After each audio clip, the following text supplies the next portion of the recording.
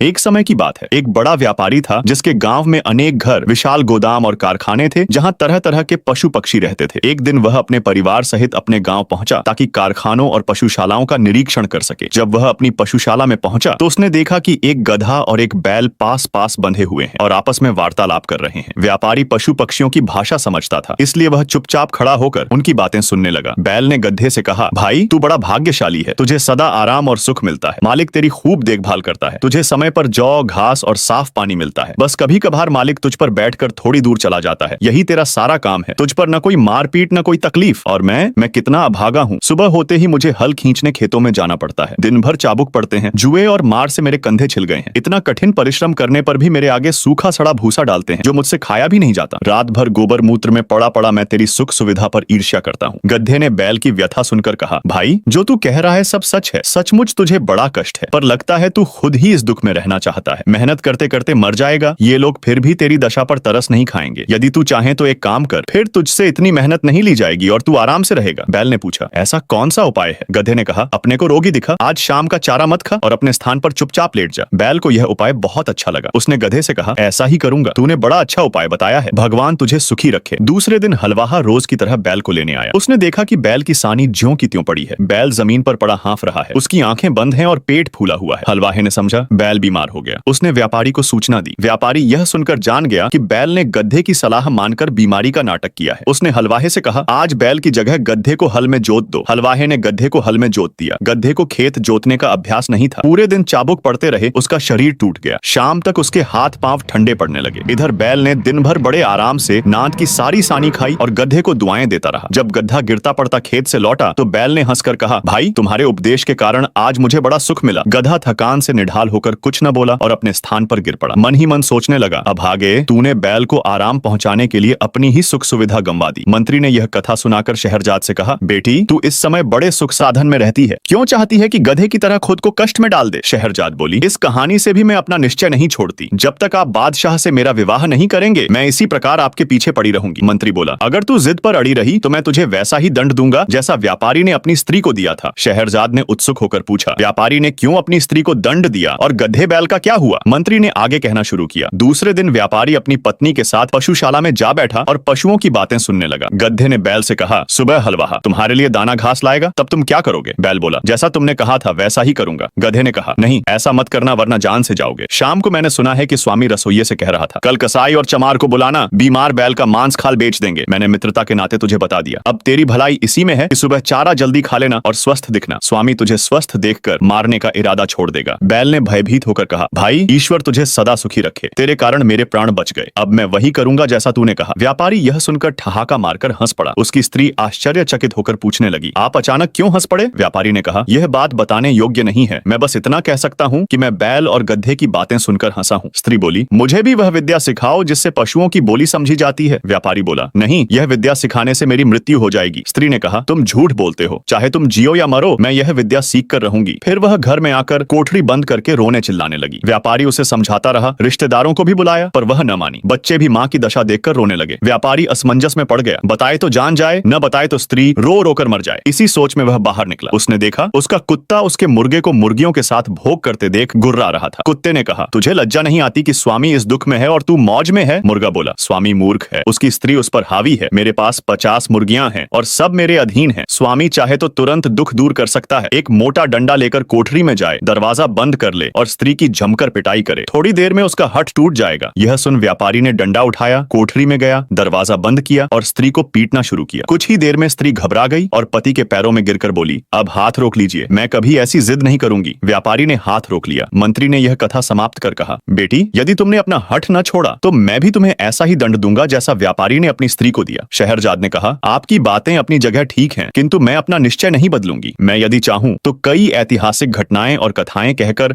अपनी इच्छा का औचित्य सिद्ध कर सकती हूं, पर कहूंगी नहीं। यदि आप मेरी कामना पूरी न करेंगे तो मैं स्वयं बादशाह की सेवा में पहुंच जाऊंगी। मंत्री विवश हो गया। वह बादशाह के पास गया और निवेदन किया, महाराज मेरी पुत्री आपसे विवाह करना चाहती है। बादशाह ने आश्चर्य से पूछा, तुम सब जानते हो फिर भी बेटी का ऐसा भयानक निर्णय क्यों? मंत्री ने कहा, उसकी खुशी इसी में है कि वह एक रात के लिए आपकी दुल्हन बने और सुबह मृत्यु के मुख में चली जाए। बादशाह बोला, यह मत समझना कि मैं मंत्री ने कहा मैं आपकी आज्ञा का पालन करूंगा। बादशाह ने कहा, तो फिर आज ही रात उसका विवाह मुझसे कर दो। मंत्री घर आया और शहरजाद को सारी बात बताई। शहरजाद प्रसन्न होकर बोली, आप चिंता न करें, भगवान चाहेगा तो इस कार्य से आपको जीवन भर हर्ष मिलेगा। फिर उसने अपनी बहन दुनियाजाद को एकांत में बुलाकर कहा, मुझे बादशाह से विवाह के समय तुम्हारी सहायता चाहिए। मैं जैसी कहूँ वैसा करना। मैं विश्वास करती हूँ कि इस उपाय से मेरी जान बच जाएगी। दुनियाजाद ने कहा, तुम जैसा कहोगी वैसा ही करूंगी। शाम को मंत्री शहरजाद को लेकर राजमहल पहुंचा। धर्मानुसार विवाह हुआ और मंत्री अपनी बेटी को छोड़कर लौट गया। रात को बादशाह ने शहरजाद से कहा, अपने मुंह का नकाब हटाओ। नकाब हटते ही उसका अप्रतिम सौंदर्य देखकर